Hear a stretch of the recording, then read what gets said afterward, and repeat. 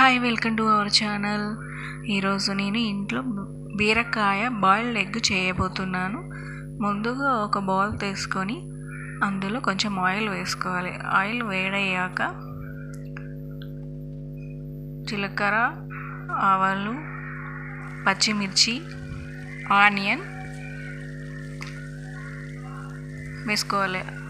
ఇవి ఫ్రై అయ్యాక ఇందులో కొంచెం అల్లం వెల్లుల్లి పేస్ట్ వేసుకోవాలి. ఈ అల్లం వెల్లుల్లి పేస్ట్ కూడా బాగా ఫ్రై అయ్యాక ఇందులో కొంచెం పసుపు వేసుకుందాం.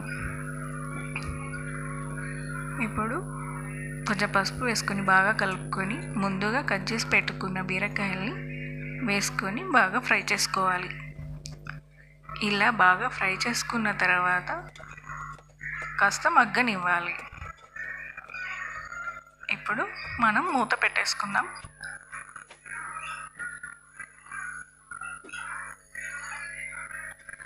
ఇప్పుడు ఇలా మగ్గుతున్న బీరకాయలో మనం కొంచెం సాల్ట్, కొంచెం కారం, కొంచెం ధనియా పౌడర్ వేసుకొని బాగా కలుపుకోవాలి.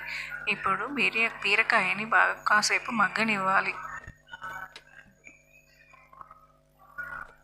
ఇలా మగ్గుతున్న బీరకాయని మధ్య మధ్యలో కలుపుతూ ఉండాలి.